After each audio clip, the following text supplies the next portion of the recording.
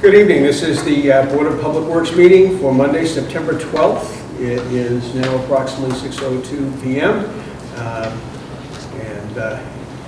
We have the following items as an agenda. Under action items, we have the low-income household water assistance program, a new septic haulers permit for wastewater services, drinking water policy, award of design of the Plymouth pump station for the wastewater treatment system, Willow Street Bridge additional design costs, a discussion on the STM articles, and a discussion on the unpaved road list. Second. And we have a vote to accept the minutes from the 18th and the 25th of July and August 8th. Wait a minute, Lee. The award of the design of Plymouth pump station, I'm not sure if that's going to be available this evening. Okay, we'll pass that over if that's the case. We have that, Tom, we don't have Willow Street. Oh, I'm sorry, that's what it is. Yeah, It's the yeah. Willow Well, Street. send the, I'm sorry, the pump station's ready to go, it's the Okay. Willow Street. Yeah. all right, so, Okay, sorry, I Yep. misspoke. correct. Okay. Do I have a second? You didn't finish, vote. Okay, go. I did say the minutes. Superintendent's report. And then we have the superintendent's report. Thank you, John, you're correct. Second, I did. All in favor? Aye. Aye. Aye. Okay. Very good. Let's start with the low-income household water assistance program. Now, I did receive the emails, and I assume the documents are the same from Kathleen Maresco. The only concern I have with entering into something like this is doing it in a carte blanche fashion. At some future time, if in fact there is funding is withdrawn from this, you do know that we will have people seeking to continue in an abatement type of fashion. And I think we probably ought to have some kind of memorandum of understanding that basically states it is not something that becomes an entitlement program. It has to be voted by the Board of Public Works under our criteria. That is my position on this. And did you get a chance to cross-compare the what they're using for low-income household information versus what we have in the... This is, from what I understand, this grant is through the South Shore Community Action. It is, this will, the payments that we will receive in full for past water and sewer amounts only. It's not an abatement process. I understand that. I just wanted to, one of the things I wanted to see was a comparison against our abatement. Against us, yeah. This is the people that are eligible for oil heating Right. assistance. I understand the policy on this. I just was curious to see how this lines up with our abatement policy that we have in place already, to see, if there was a later continuation and this stopped. Right. It would be nice to have the information in the front end to know whether or not we would continue with a hardship abatement for somebody or just tell them, Sure. sorry, it went away.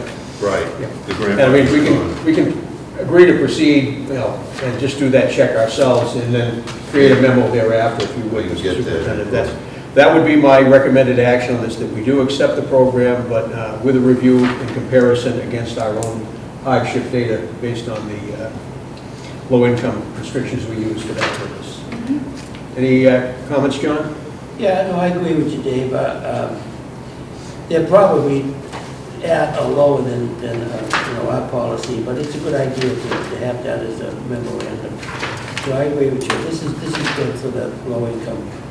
However, we want to make sure that we don't get put in a corner with this. Right. Bob, anything on you? Does this cover sewer also?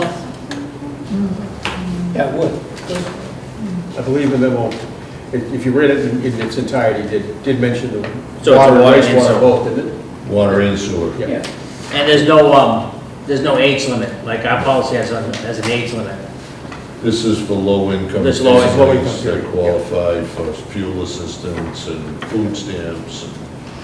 No, I think it's wonderful that, people who don't make a lot of money, if there's some assistance out there, we should look for those avenues where we can help them out. Very good. Okay, so I will make a motion that we agree to enter into an agreement on the low-income household water assistance program. I have a second. Second. All in favor? Aye. Aye. One down. Number two.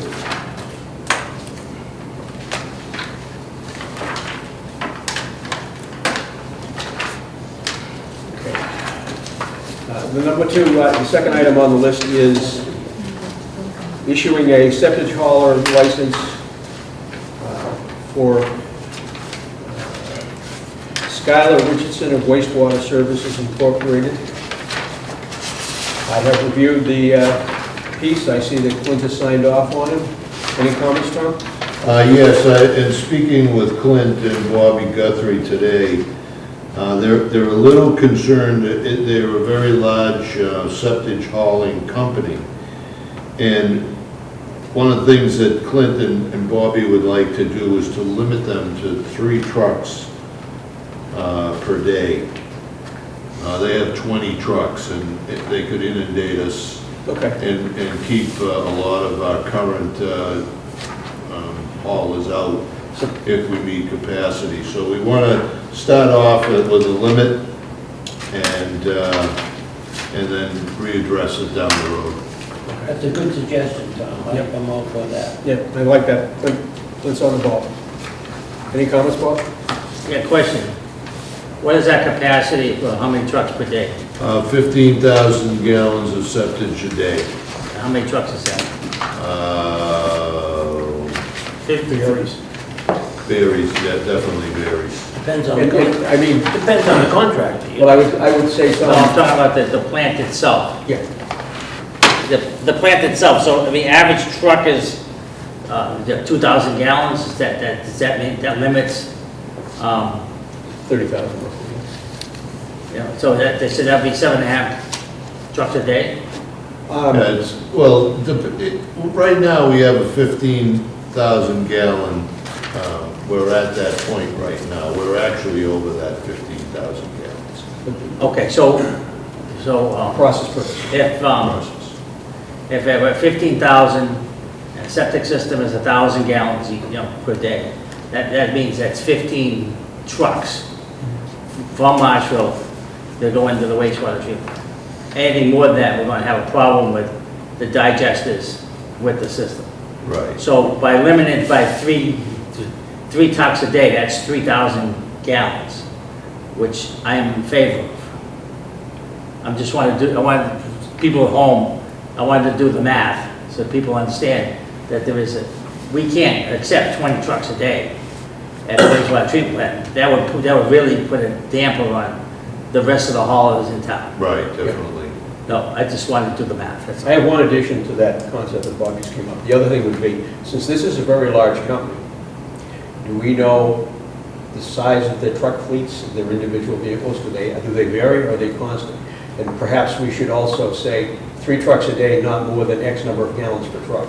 Yeah, no, that would be, I think Clint has addressed all of that, the concerns you have has been addressed.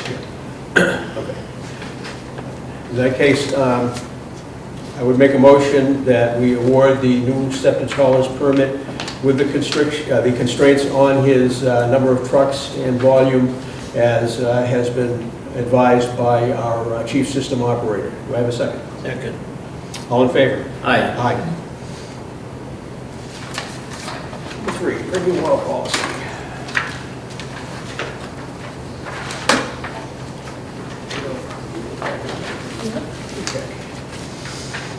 So, one of the things that was in the old policy that created some confusion when Paul first reviewed it was that he had seen, it said automatic sprinkler use, and for reasons I don't quite understand completely, I think his mind went to fire suppression type sprinklers. And I can't ever picture that the water department would prohibit automatic sprinkler systems from protecting a building. And, doing some research, this was tied into, that's how people referred to water, the irrigation for lawn systems back in the 90s and earlier. And it has been in place since 1994, and it was part of the model restriction bylaw, so it should be continued, in my opinion. And, it should be updated to make sure that automatic and manual irrigation systems, is prohibited on town-owned lands and traffic islands, the language that's in there, and I believe that we should say that and do that. And that's my position on this item. Yeah, if I may, Dave, Yep. on May 2nd, in a special town meeting, Article 5 in Yep. 2005, there was an updated Board of Public Works water restriction bylaw that was upgraded. I don't know if you have a copy of that. Yes, it's in the, So that one there pretty much covers a lot of the things that we talked about. The only thing that's lacking there is if we would, the restricted uses, and as Paul put under item E. okay. Comments? I'm not for item E. I think that's the, vets were here, and to put this in now is, we didn't have this before, so I'm not in favor of E. Well, actually, it was in 1994. Next page, last item, E. Whatever, I'm not in favor. It was an existing, it was an existing There's an situation. article at town meeting going to overrule this thing. It's going to try. Mr. Shaughnessy, your turn. The 2005 annual town meeting this was presented to them, and this was based on what the Mass DEP recommendations were at the time. And so this was the most current up to that point. Right. I'm not sure if anything has changed since then.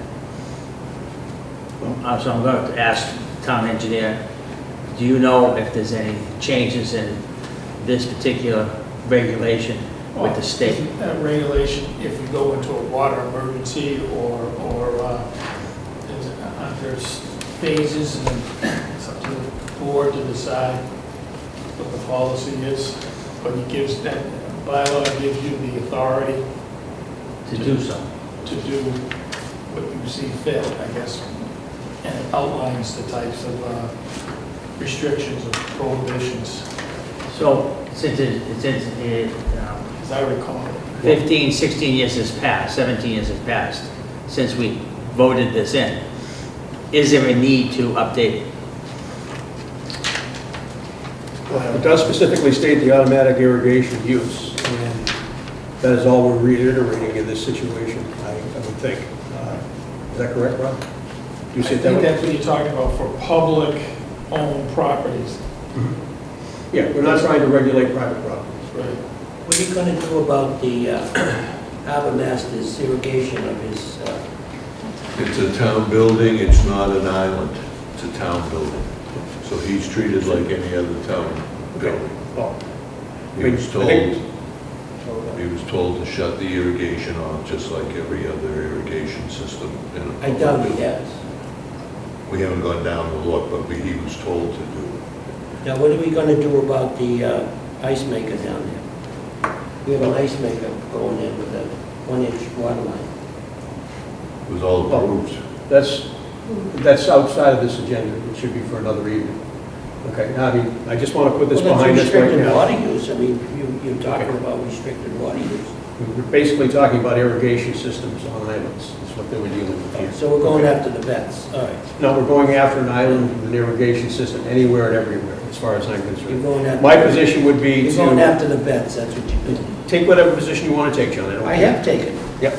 I am saying I'm not, okay? I am saying that I am trying to make sure that we preserve our drinking water to the maximum extent possible. And my motion is that we don't even accept, have a problem with my that. motion is that we accept this restricted use language and I shouldn't say we accept it because it's previously accepted, that we reaffirm this language, okay? And that is my motion. Do I have a second? Second. All in favor? Aye. Aye. No, Opposed? no. Passes 2-1.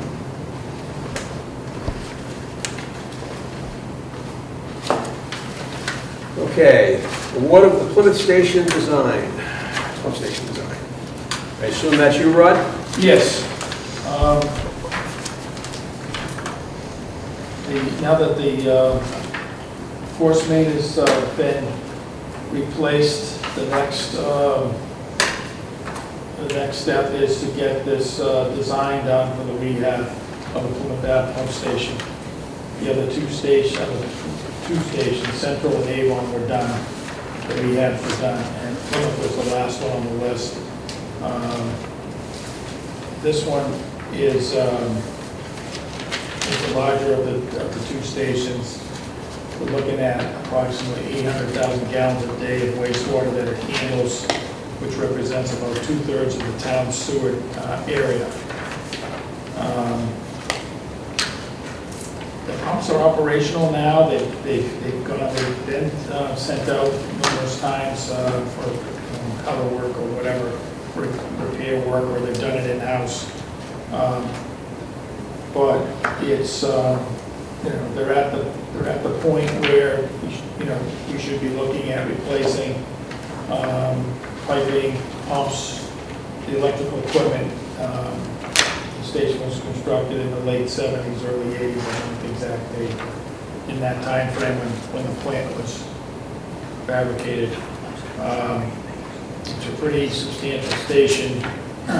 It goes down almost 3 stories down, if we've been in it. So, but the walls seem to be in good condition. The wet well, when we dewatered the wet well, the roof of the floor, which is on top of all the wet wells, there's a wastewater stored in the station for pumping. Has deteriorated at the top. The concrete is deteriorated. It's broken through. There's about 2 inches or so of delamination that you can see. Right at the water line, and just a little bit below the water line, we've got some delamination going on. So that well's got to be rehabbed. We were able to, once we were on that bypass, we were able to dewater that and inspect it. Last week, I think we went in and replaced one of the discharge valves for one of the pumps, which was leaking by. The other one still leaks by, but we were able to stay ahead of it with a pump truck. So things are starting to leak, things are starting to fall apart. The electrical system itself, based on today's requirements, should be elevated up into the 2nd floor above the flood elevation. And the generator's in need of replacement, and that's something that we might even order now because the lead time on generators is so long. And the lead time on parts is so long. So anyways, everybody understands that it's due for replacement, and Environmental Partners Group put together a proposal to complete the design. This does not include bidding, but hopefully we can get this, these tasks, get to final design before town meeting. Right now, their schedule doesn't show that, but I want to go back to them and see if we can't push that a little bit, that schedule, because it would be nice to go to town meeting when we get authorization to go through the SRF funding. SRF funding allows for a low interest rate loan to the town, so that our total costs are less than, if we went out on the open market right now, it's like 4.5% or something like that for bonding. Starting to increase. It might have gone down a little bit. The accountant said that it was fluctuating, but it was heading up there. Then it went down a little bit. Who knows what it's going to be a year from now. Anyways, they did prepare a cost estimate for the SRF for purposes of applying for SRF money through the state, through their loan program.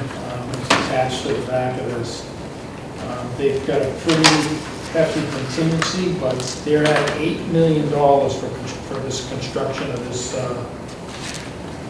this rehab.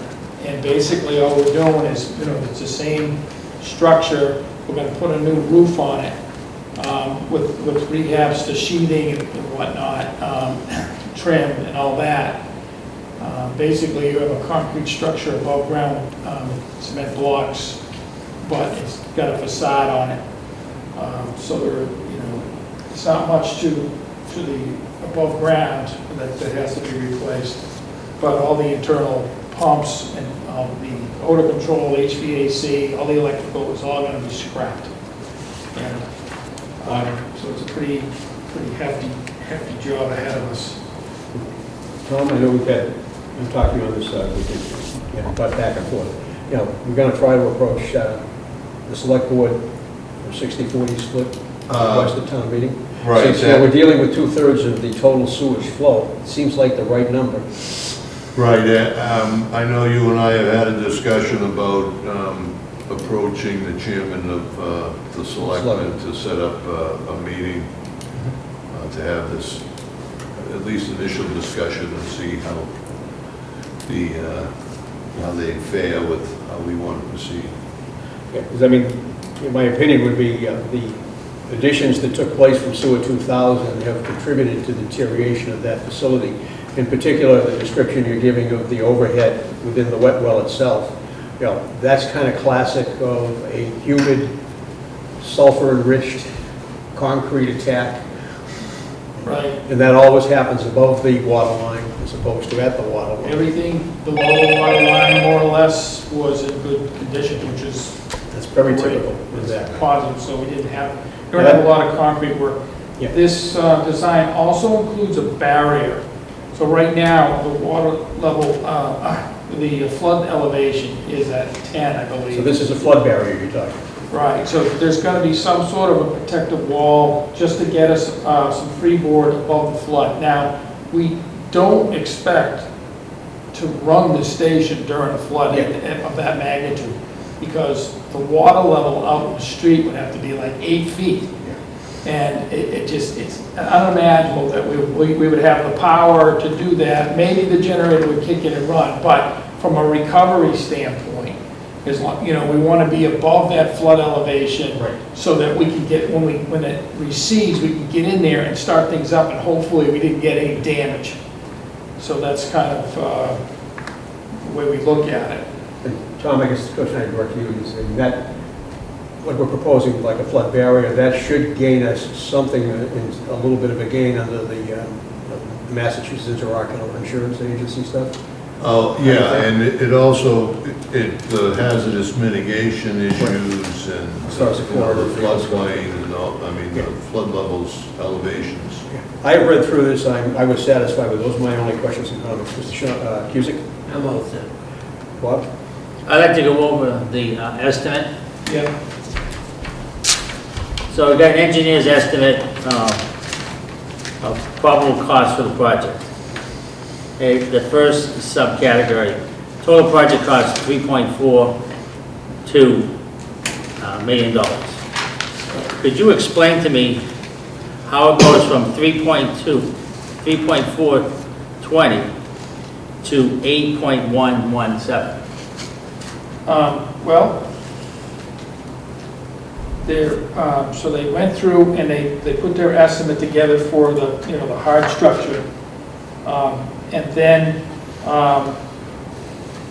they added a general conditions, 15% contingency bonds, overhead, whatnot. They're up to $4.5 million Yeah. on top of that. Then, when we actually bid this project for construction, it's likely that we would start construction somewhere around the winter of '23, spring of '24. I think that's a mistake there. Yeah. Yes, it is.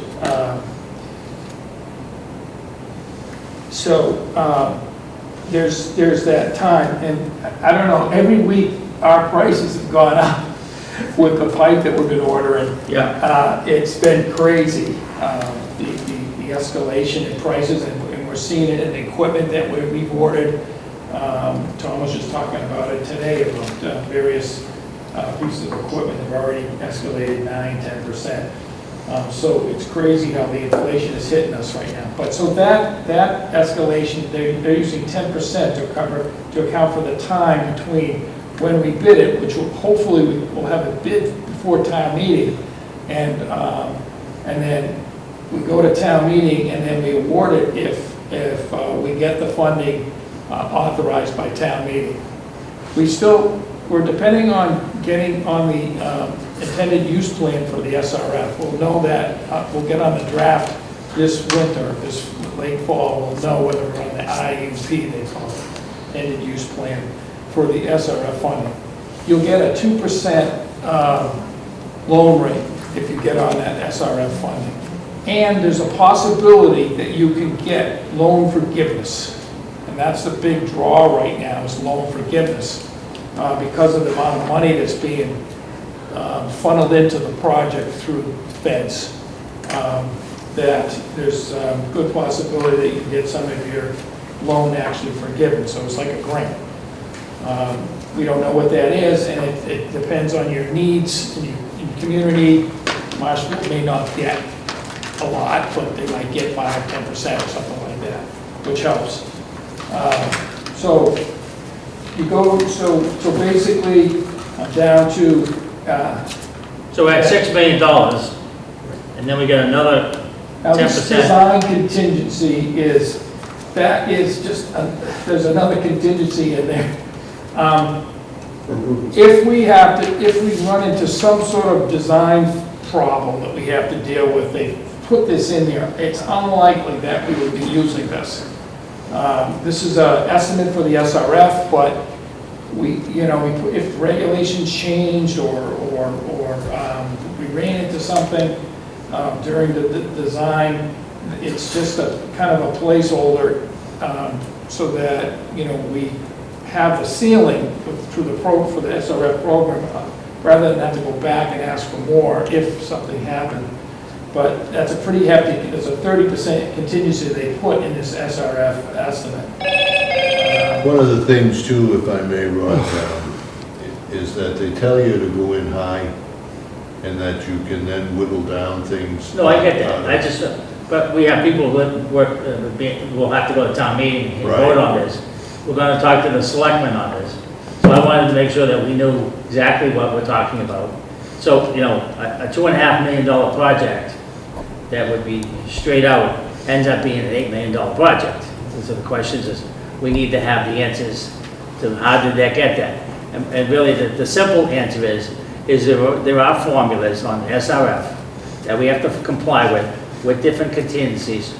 Based on that overlay, the number goes with the number.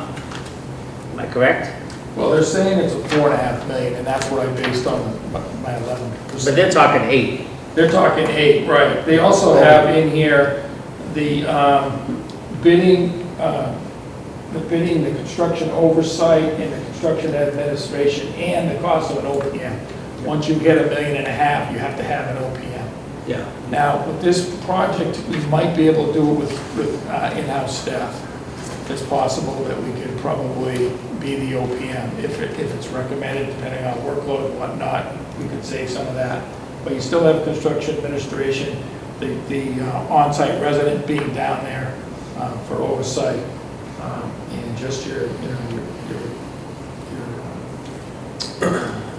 Okay. technical advice. So I'm just cautious on when you get into those big numbers and you look at the smaller number and then you say, I can understand certain bonds, overhead, profit, general conditions, contingency, design contingency. Hey, it's 6, and then the next thing you know, you're at 8. I just want us to have the answers, that's all. Some of those things I think are negotiable, the OPM is one way we can maybe save a little money. The resident engineer, that's a negotiable piece also. So those are things that as we get closer to the bid date, we tighten up the bid documents. When we go to town meeting though, we need to be, Well, we have to have, before we go to town meeting, we hope to have it out to bid, and so we have a number. and we need to get the percentage with the selectmen, how the split is. Correct. Because I think Sewer 2000, which was actually 2001, was a $10 million job, total $10 million job. And this is like 80% of it. But percentage-wise, how many more services did we put on? And that goes through the same system. So we just need to get our ducks in order, is my point. Okay. You want to read the award, Bob? Since you have the bulk of the questions. Okay, motion to award contract 2023-03 design for Plymouth Avenue Pump Station rehabilitation to Environmental Partners of Quincy, Mass. in the amount of $514,625. And the chairman or designator is authorized to sign the contract when the documents are prepared. If second? Second. All in favor? Aye. Very good. Thank you, Rod. Thank you, Tom. Okay, and my understanding is we do not have the information yet for Willow Street Bridge, so we'll pass it over. No, they didn't get it to me. I'm trying Pass to that get over. at least the survey and taking plans prepared with some Chapter 9 money that Tom's going to park.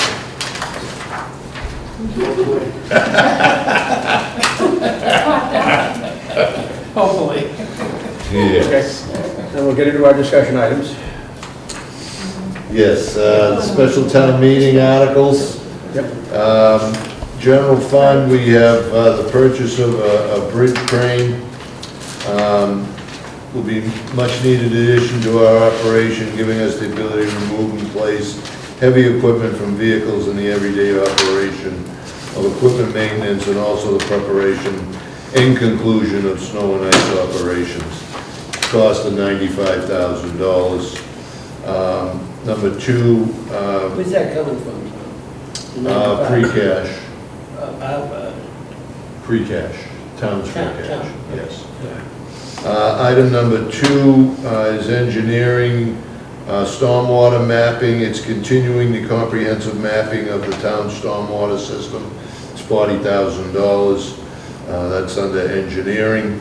Item three is also engineering. It's the final phase and design for the pedestrian and traffic safety improvements in conjunction with the DPW applying for additional funding from the Commonwealth of Massachusetts Complete Streets Program.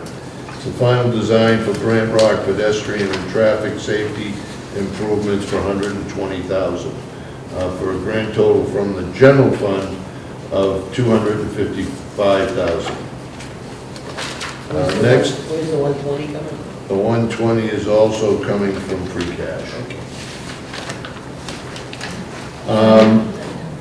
Article number one for the water, due to the increases from the vehicle manufacturers from the time we received the original quote to when we placed the order, the utility service truck with onboard crane, air compressor, generator, and lighting, along with truck 184 with utility body costs, have increased an additional $30,000, so that we requested $30,000 from retained earnings to pay for those trucks.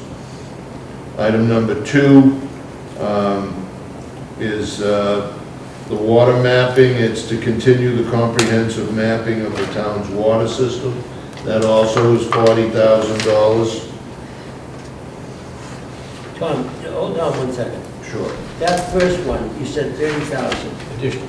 Yeah, but it's 95 on the, is it 95 on the, see, this is blank for me. No, it's, The the next- pages next are fouled up, because that, Emery didn't have the ability to print it out Okay, all right, I on a got bigger it. sheet. I just asked a question. That's Yeah, so you'll find that number. I can follow it, all right. So, yeah, I'm with you, yeah, the 30 is actually split between the two vehicles. yeah, okay. All right? Item number two is the water mapping for Yeah, I $40,000. got it. And then the third item is the water main hanging on the ceiling of the culvert on Dyke Road needs to be replaced. And that's $150,000, and what we're doing there is transferring that from Spring Street paving to the water main replacement Yeah, that's the only time you in can do the it. culvert. The only way you can do it. That's right, you would ask for Question? that. Certainly. Spring Street paving, does anyone fix the manhole covers What's that? on Spring Street? They've been, the manhole covers have all been fixed. That's The all I asked. gas trenches are what, the gas gates, which haven't been risen. Is that the gas company's That's a responsibility? gas company's responsibility. The water boxes and the My manholes. teeth shake when I go down Spring Street. Yes. No, whatever. And that for a total, so wait. Bike. On the bike. On the water, it's $220,000. Item 1 is the wastewater replacement of truck 157, the TV and camera truck. Additional funding is required also for this truck due to the current truck and body condition, which will not work with the new equipment. The cabin chassis along with the camera equipment and the generator total $290,000. We're asking for an additional $125,000 to cover the cost of that truck. I did get a call asking me, right now there's 2 trucks coming in. One is a box truck Ford F550. The other is a Mercedes Sprinter. But both of them at the same cost. But I said, thank you, but no thank you, I'll go with the Ford box truck. I don't want our guys, I think we get our heads handed to us. The maintenance costs for Mercedes. And the maintenance for Mercedes, yeah. So we're gonna stay with the conventional Ford with the box truck. There's actually a little bit more room. Yeah, you in can't that. eat a donut in a Mercedes. No, so it was a nice, Repair cost. it's a nice question to be asked, but it doesn't work in It'll Marshfield. probably last longer, but, It probably would. yeah, so overall, Yeah. it's a better deal. You just break the envelope off. That's it. Put a Honda thing in. The second item, item 1, 3. Okay, so that's the camera truck, that's 125. This item number 2 is the Ray-Pack heaters that are in the blower building basement, are used for hot water to process grease in the dissolved air flotation tanks. Hot water is needed to flush lines in the unit after operation so system won't clog up. Grease will harden up in the tank if lines aren't flushed properly. That's about a $55,000 cost for those heaters. Item number 3 is also wastewater. It's the processed water pumps. They're used for pumping out treated reclamation water from the effluent tank to the hydrants throughout the plant for washing down tanks and cleaning. The 2 pumps have been rebuilt several times or are in need of replacement at a cost of $45,000. So with wastewater, it's a total of $225,000.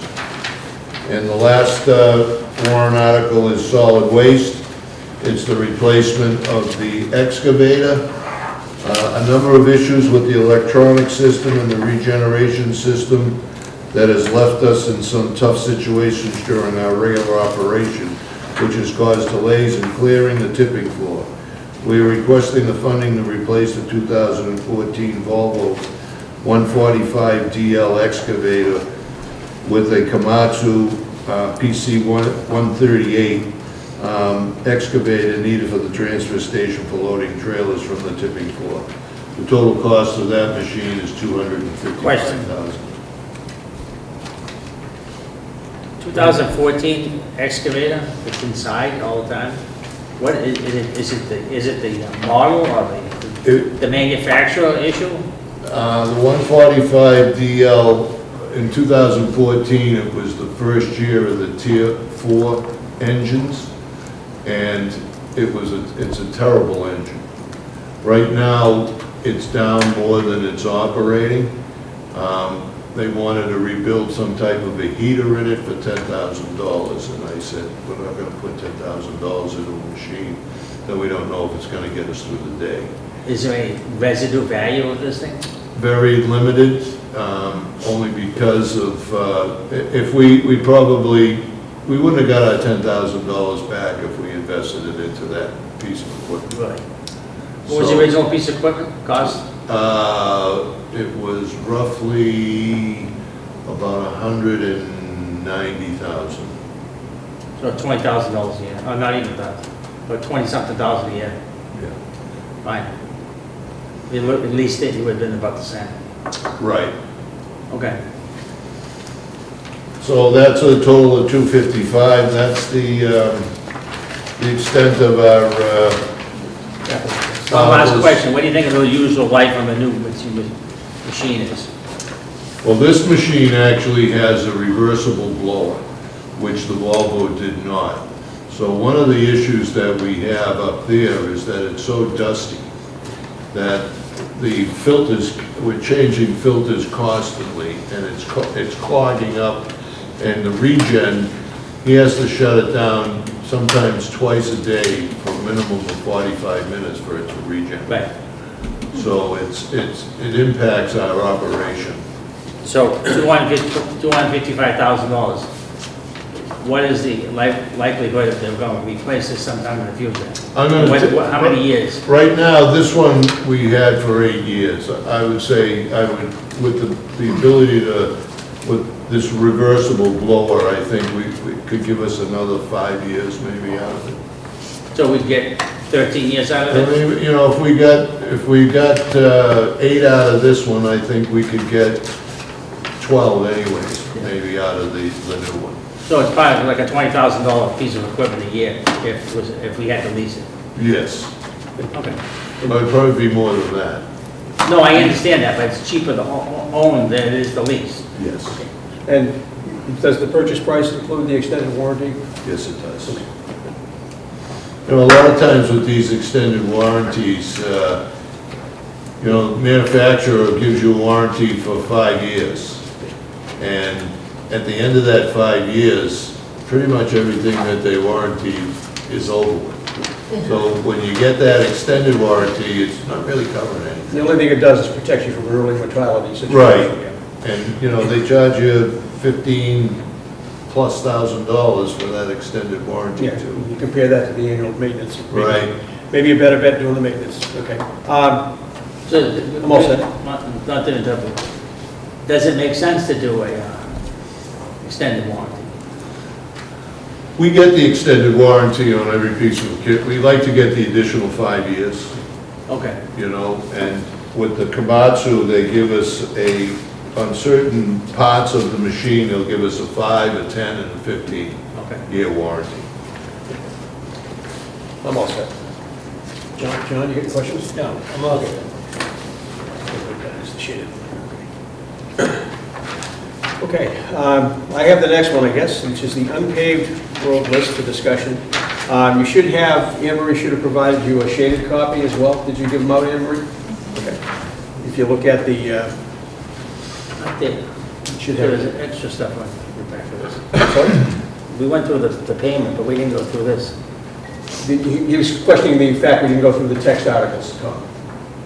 You discussed. Wastewater reserve fund supplementary funding? Oh, Yeah. Good point, thank you, Bob. sorry, Bob. Yep. I got the, They're in there, Tom. yeah, those were the capital. Yeah. The first one was the reserve fund supplemental funding for wastewater. Yeah, the wastewater reserve fund funding, the wastewater incurred an unexpected need for emergency sewer repairs on Plymouth Ave and part of the sewer force main upgrade. It is unusual for the water reserve fund to be completely depleted as well as for it to be needed so early in the fiscal year. These funds, if approved, will ensure that funding will be available for the 2023 should any additional unexpected emergencies arise. So this is, we're just asking, we're looking for the $100,000 to replenish the emergency line. Because we had to use it early in the Because we had to fiscal. use it right away for this force main. Okay. And it's coming out of retained earnings. Second row. Actually, second road, right. It's coming out of retained earnings, It's correct? coming out of retained earnings, yes. I think it's important to say that. It would have to be. So next item is John Kuzek's item. What item was that? Spring Street water main. The water main, that's in order to Funding. move that money from Yeah. Spring Street to Dyke Road. It's just a write-up for it. Yeah. Yeah, it's Okay. a housekeeping. Yeah. Reallocation of funds for the sewer force main to the collection system. We're looking for the town to reauthorize the sum of $1 million to be borrowed to finance the cost of the wastewater collection system repair project, as approved under a vote of town passed April 25th, 2021. Special town meeting, Article 16, in which $3 million was approved by town meeting for the repair of the Plymouth Ave force main, but against which only $2 million has been borrowed. The final $1 million will be borrowed in the said sum to pay the cost of the collection system repairs, including all costs incidental and related thereto. So we're just asking to move that $1 million. We've got a number of wastewater main issues that we need to address, that we've identified since the force main on Plymouth Ave issues that need to be addressed sooner rather than later. Question. This item has nothing to do with the rehabilitation of the pump station. Pump station and this is separate. No, this is separate. Okay. So if someone's looking at it, they're looking at $4.5 million to $8 million for the pump station. This $3 million is to get the line to the pump station. Yeah, this is what we've identified after we had the issue with the force main on Plymouth Ave, is that 50 years ago, the majority of these sewer mains are AC pipe, concrete. Salt water and concrete don't get along very well. So we're concerned about the deterioration of some of these pipes, and this money will be used to address our concerns. Okay. I just want to make, the reason I brought it up is I want to make a point of clarification that someone doesn't misconstrue that this project is related to this project. It's not. Right. Two separate projects. No, they're two separate. The next article, Article 5, is, this article was put together for the purpose of the ability of the DPW to use other funds, to commingle town funds with state and federal funds. In order to use ARPA, you're restricted to using just ARPA funds on a project unless previously voted by town meeting to give the permission to use any available funds available to the DPW. So that's the purpose of this article here, so that it will allow us to use county, state, and federal grant funding. Is on this particular one, who's going to speak from it, from the selectman's office?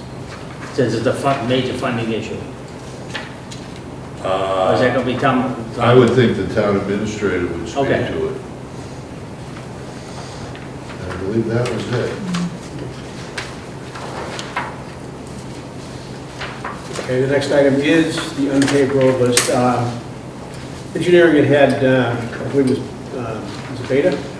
We had the They old put a beta list together quite a while back, and I went through, this is an outfall from what the incident we had at town meeting floor, where we basically had to quote chapter and verse from the town code as well as the bylaws to remind town meeting that we can't spend public funds on private property without a vote of town meeting, even though it wasn't supported by advisory or the capital budget.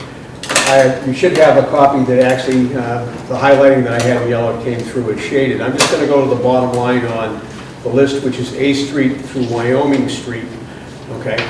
And the unpaved portions of those roads amount to an assessed value of $46,785,300, which amounts to at a 12.95 tax rate, which is this past fiscal 2022's tax rate of $605,869.64. In addition to that, missing from the list when I went through it, jumped right out at me, was that Baker's Lane and T-Rock Lane were not included.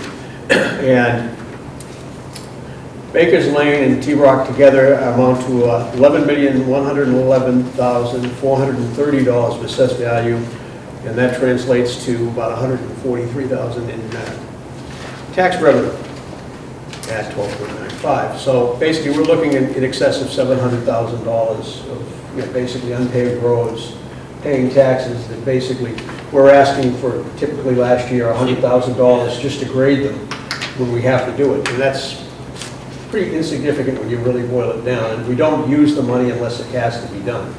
If it doesn't have to be done, we just roll it over to the next year, which we've done always in the past. just in the last couple of years that we have not been able to get support in either capital budget or advisory on this, correct?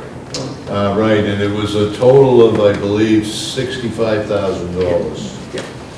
In addition to that, if you take all of the, on this list of the paved portions of roads that have been accepted, not accepted as well, that total list, both the unpaved and paved together, come up to $274,618,100. That means they're generating over $3,500,000 of tax revenue. So we should be able to, I think, very comfortably request, and it should be understood that these folks are paying taxes, you know, having emergency funds to repair them when it's necessary for public safety or public access, for example, the trash service, you know, snow plowing, whatever else we might be doing. It's, you know, it is appropriate to have that money recognized, supported by capital budget, and supported by advisory board and the select board when we go into the budgeting process. And we are not talking anything that is going to bankrupt the town. We're talking, use a round number, $200,000 at the extreme, probably. The other thing about having this public funding, and you've educated me on this more than once, Tom, and I was aware of it anyway, is, you know, by having the funding, we can contract with local contractors, which means we can get the same amount of pavement or backfilling of washed out roadway or grading washed out roadway far cheaper than we could, you know, using state highway funding, because we're not bound to the prevailing wage or any of the constraints on the contractor that they in place. Am I correct? This prevailing wage, it still comes into play, but it's, On the local small job? yeah, there was talk about, of trying to get anything under $50,000, to try to waive some of the, yeah, we've had a lot of discussions about it, but it never came to fruition. I'm looking back to my own history, you know, with the town. I remember the grading that took place like up in Silver Pines. He did that, and he did it as a local contractor on our price, basically at something other than prevailing wage. Right, that is the procurement law, that the owner-operator is not subject to the prevailing wage. And by and large, that's what we end up using. That's what we do, we anyway. go out to bid. Our grading services were done by Lee Winslow for years. Many years, Who yeah. was an owner-operator, and currently it's Lopes Grading, Yeah. who is also an owner-operator. Yeah, so we can basically get it done at a lower cost. Right. And if we were doing a repair, we'd like using McDonough for paving. We can do small jobs with him. Yeah. You know, little sidewalk Yeah, we did the repairs and sidewalk things repairs like up the hill. that. We have a contracted service contract that we have with a Mass DOT certified Right. contractor that can work on Chapter 90 projects and I'm aware of that, but like if we had a paved private roadway, developed a major pothole because of water line washout or something like that, you know, we could go in and use the local contractor to patch that hole after we're done, because he's not paving the whole thing. No, but we still have to, if he is employed, if he has employees other than the owner, then he would be, he'd have to go by the prevailing wage. I thought there was a... They never passed that. No, I mean, I thought there was a number limit on the employees, if you were under a certain size. No, any type of manual labor requires prevailing wage. Okay. So that was, you know, that's there, and I intend to, you know, attend the capital budget tomorrow night. And, you know, should anything come up on this subject, I will be happy to reiterate what I just said. Question. Certainly. You have evaluations for unaccepted roads, unpaved roads, paved non-subdivision roads, and then paved subdivision roads. You have, one, you have a dollar value of the assessment. Two, do you have a linear footage by that grouping that we can talk about? And then three, what is the frequency of maintenance on those roads? The dirt roads, the maintenance is usually twice a year, once in the spring and once in the fall. So my point is that there would be a better, trying to present the town meeting, this is the list. You know, paved roads well, are not maintained as much as non-paved roads, and basically there's so many linear foot, of so many miles of road that needs to be done, and that we need to do it, you know, once or twice a year. And basically the valuation of those the houses on that, contributing taxes to the town, justifies that we actually get an appropriation to do so. I'm not sure if they've used the most updated pavement management book that we had.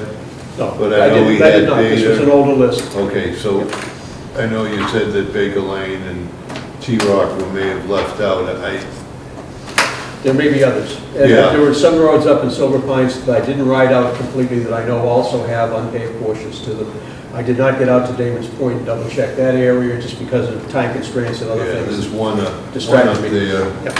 a dirt road, Yeah, and so, then. and I have talked to Silver Rod Pines on this, you know, that it's something we should do The internally. updated list, I don't think, that list we got from Environmental Department didn't include this list.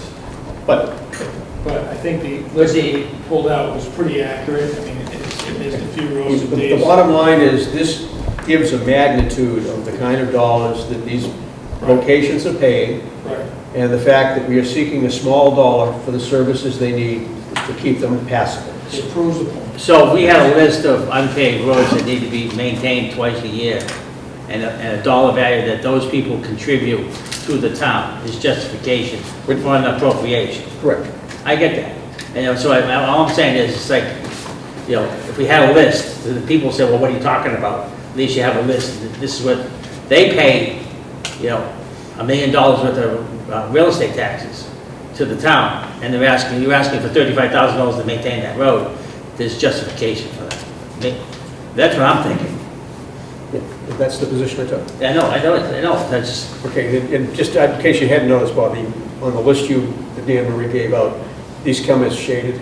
yeah, I get it. Okay, and each of these is like a subset for. But I was just looking. Subset of the group of roads, like I was- A Street, Allerton, okay, and such. But I was looking for, not by street name, but as a total, unaccepted roads, a total for unpaved roads, a total for Well, that- paved, and then paved, and then, you know, how many linear feet, and what is the requirement on an annual basis to maintain it? And what I will tell you is that the list that underlies this that Rod provided me has that information in it. The number of linear feet involved as frontage on each of the houses that are called out in this group. So that is available in that list that you provided me. But if we're going to go to town meeting and ask for it, I think we have one slide that gives you totals versus getting into a lot of detail that you really don't need to, because you're looking for a dollar value. Right. Yeah. Name and record, for the record, please. May I ask a question, Mr. Chairman? Joe Pasevich, 25 Wilson Road. Since I'll be at town meeting, God willing, I might be concerned, what's the status of the unpaved roads maintenance right now? How much did we spend last year? And are there a lot of unpaved roads that are in bad shape? We did not spend money on the unpaved roads last year because none was authorized, except on an emergency basis, correct? We did have to go out after some of the heavy rains and repair some of the rutting. Well, That was on the requirement of public safety requesting we come. Right, and what we did was we used a ground up asphalt shingle. Yeah. We mixed it with gravel. It's actually held up a little better than Yeah. the previous stuff we were using. It's great. Yeah. No, thank you. I just thought some people might say, well, we don't need money for that because we're not spending any. So, you know, why are you looking for more? Well, That's No, all. we did spend it last year, but Yeah. we weren't what we've been using to do that maintenance has been the road monies that we get. We got, I think, $100,000 last year. that's a town voted road money. Right. Yeah. So that's what we use. As long as it's voted by the town council has told us we could use it. It did. I have a different opinion on that versus what town council has stated. It basically is, you're supposed to specifically vote it when it is involved for use on private ways. The road money itself is not necessarily voted in that manner, nor was that language, as I recall it, in the town meeting warrant. And it's supposed to be by state law that you specifically state it is for expense on private ways, not town roads. You know, that's misrepresentation as far as I'm concerned if we present it that way. You know, whether it's agreed to by town council or not, I still consider it to be something of a misrepresentation. You know, that we can use it that way unless it's clearly stated in a written article. That's my end of my discussion on it. Well, I just think that we don't want it to go to town meeting and be confusing. That's all I care about. Because I really think that there's a major need there, and people should get something for their money. But we didn't have any issues with it at the last town meeting once we quoted the state law and the town. I understand that, but the thing is like, Yeah. we took it out of free, we've got a free cash to do it. We think it's a presentation issue, that's all my point. If you don't want to present it, then we might not get it either, so I think we just do a better planning job up front. Okay. Superintendent's report. Did you have any further comment, Tom? No, Acceptance of minutes? take the minutes. I'm saying, we're going to do the minutes, I'm sorry, yeah. Okay. There we go. July 18th, July 25th. I've gone through them. I had no concerns or comments. Me neither. Question, John, number 6, which date are you on? on the 18th, we're doing the July 18th 18th. first, right? Number 6, I'd like to know what the status is of the letter. Has it gone out to anyone? We have the letter, it has not gone out yet. No, it will go out this week. Okay, Very good. thank you. Okay, let's look at the next set. 25th, I'm all right. likewise.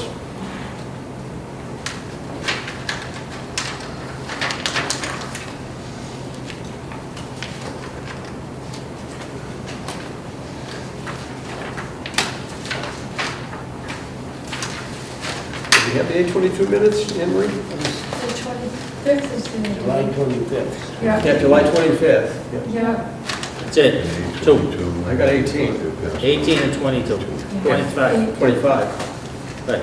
8, 8/8. I'm passing over 8/8. Okay, 8, okay, so the Yeah. 8th of August is passing over. Yeah, they're all done now. So I'll make a motion to accept Have a the second? minutes of I'll second. 7/18/22 and 7/25/22. Second. All in favor? Aye. All right. Now it's your turn, Tom. Okay, thank you. 965 Plain Street. The building is, the steel is going up. They've got just about, they're working on the mezzanine now in the equipment maintenance shop.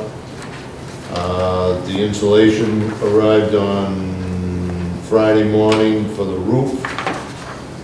The equipment maintenance storage facility, the steel will be in now, I think it's October 8th, somewhere in that vicinity. Originally, it was the 29th of September.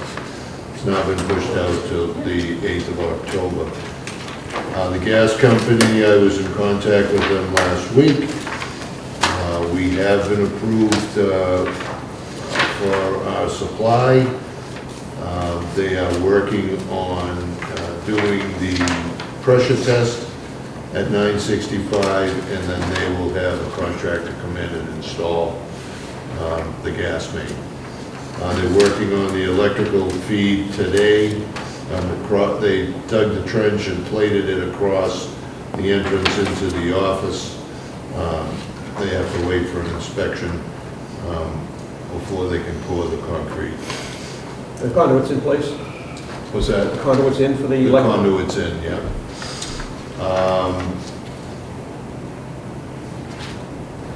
The old pump building at Parsonage Street, We've had, let the beaches use it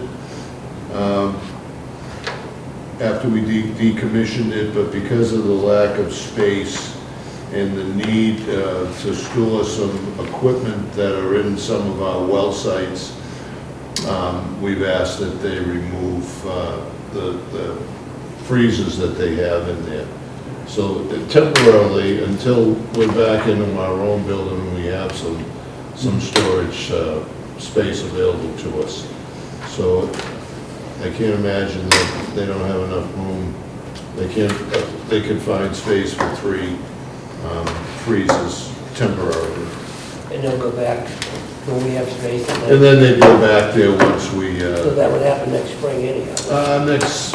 probably this time next year, because the building's supposed to be done in August. Right. So they'll be looking use those freezers after the beach season, when they close up the snack bars. Yeah, like this year. Yeah.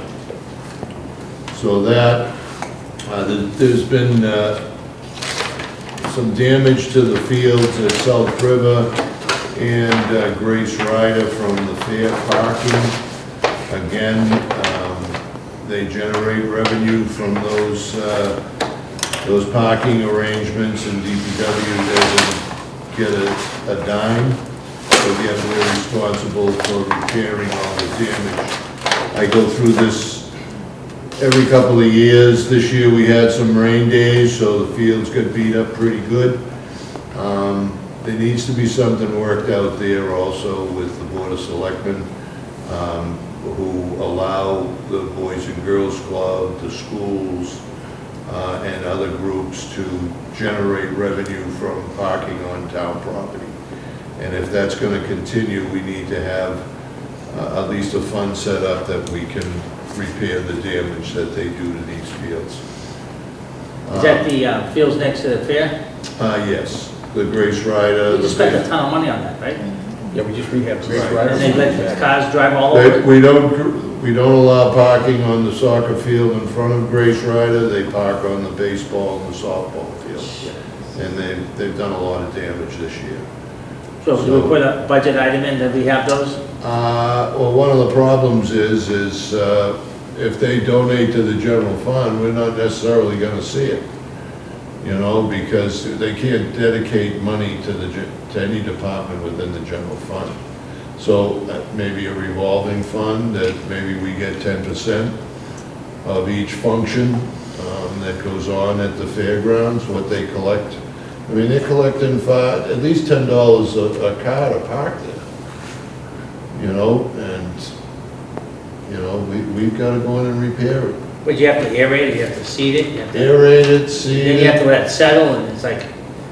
It's gonna be level. Yeah, I mean, they've done a job, but, you know, we still, you know, we have softball, soccer, baseball. We have to have those fields ready. We have a shortage of fields as it is. And to lose fields because of damage from parking cars on it, it's tough to take sometimes.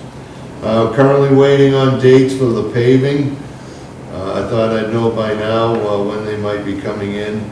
And my last item is, David brought this up earlier about wastewater and the select board getting together to have the discussion on the 50-50 split on capital projects. I agree with that. I had a conversation about the Lobster Fest and how we're supplying DPW support, and there's similar problem with not being able to be compensated. My suggestion is we just don't provide them the support. Well, I've been in discussions with the treasurer, collector, the accountant, and actually town council has weighed in on it recently about the ability to give a detailed slip similar to what police and fire does. Right. Town council is acceptable to that. It's just getting it done. And I've been trying to get this for 2 years now. What it's come down to right now is if we work any function, and there seems to be more and more now than there were in the past 5 years or so. The fairgrounds now has more things going on, and it taxes our personnel, Right. even just for traffic safety, traffic setups. So if there was a way that we could set up some type of a fund that either our employees were paid directly from the sponsor of the event, or some type of a revolving fund that the money would go in to pay overtime, so it wouldn't affect our daily operational funding. Just for the Lobster Fest, they had 12 months, last year we didn't get paid for it either, so what are we gonna do this year?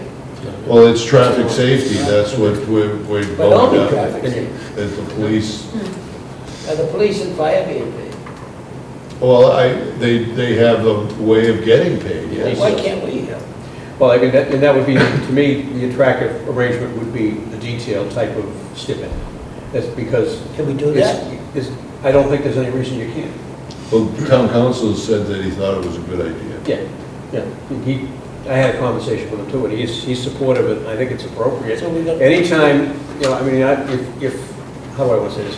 If it's something that, it's generally a town-type sponsored thing, there's no charges being made to any of the citizens that are attending and stuff like that. I don't have an issue with our crews being there to support and set up for public safety.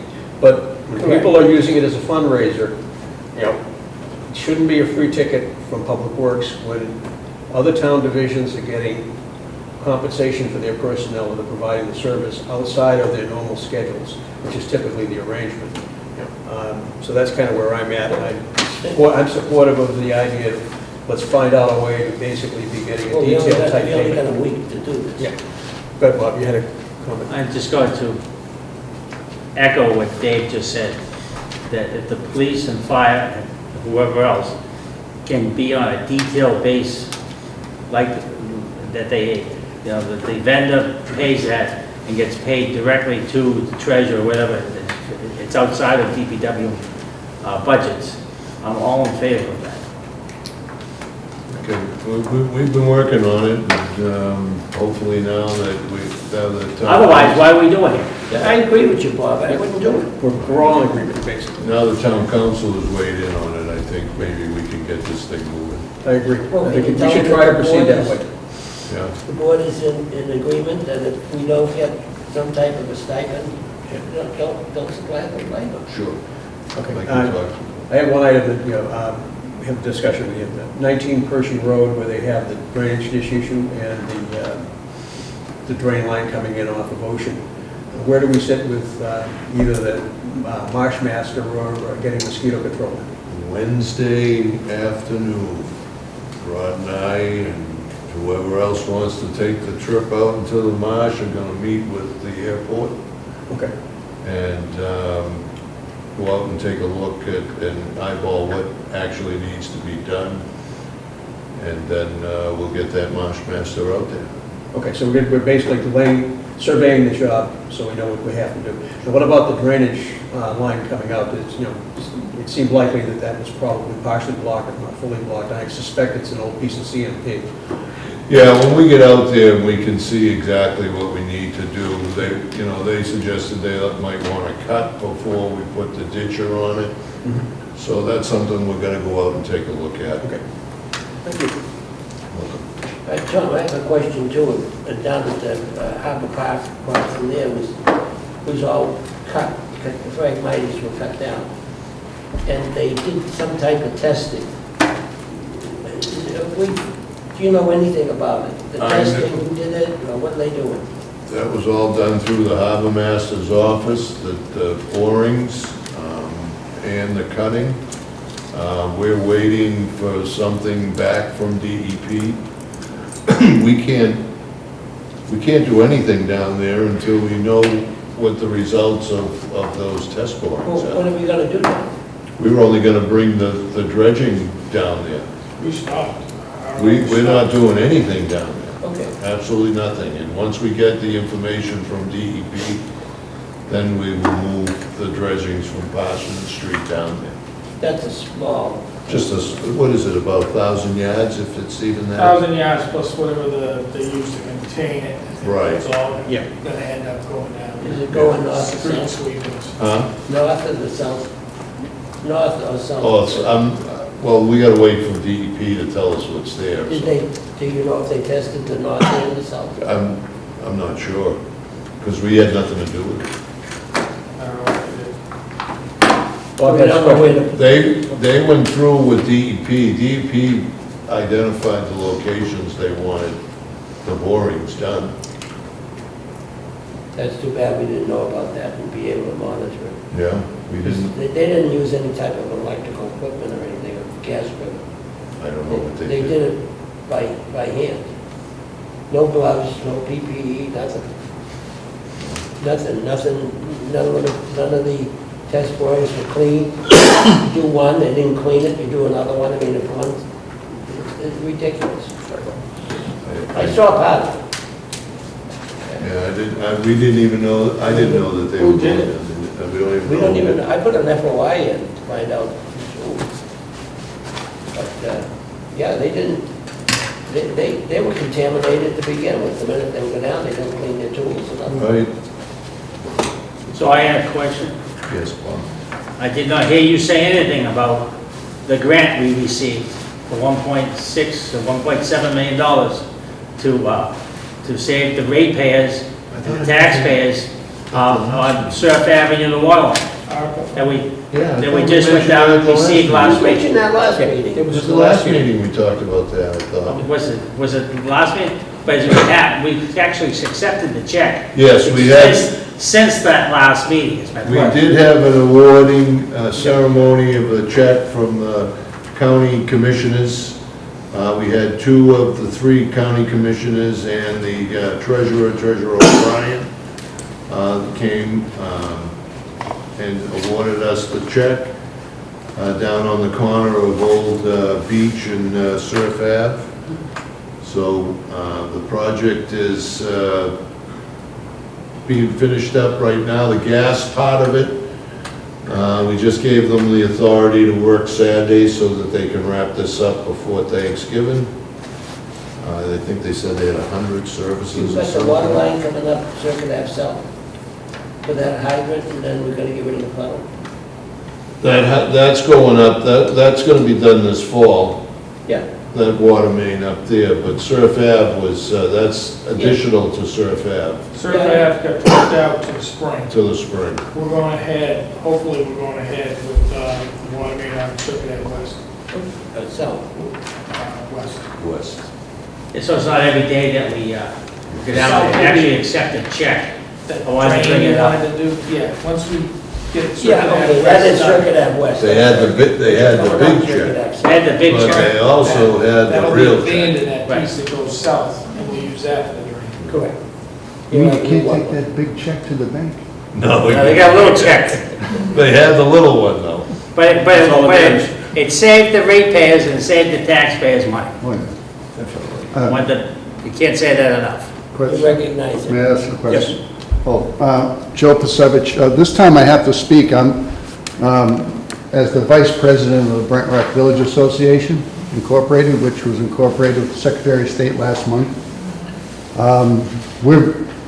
The Brent Rock Village Association is, membership and board is extremely concerned about this parking lot has been in the past proposed down by the town pier, where they were doing the sampling. That was one of the locations. So we're trying to find out what that sampling operation was all about, as you just discussed, like who authorized it. I know discussion of sampling came before the board here earlier this year.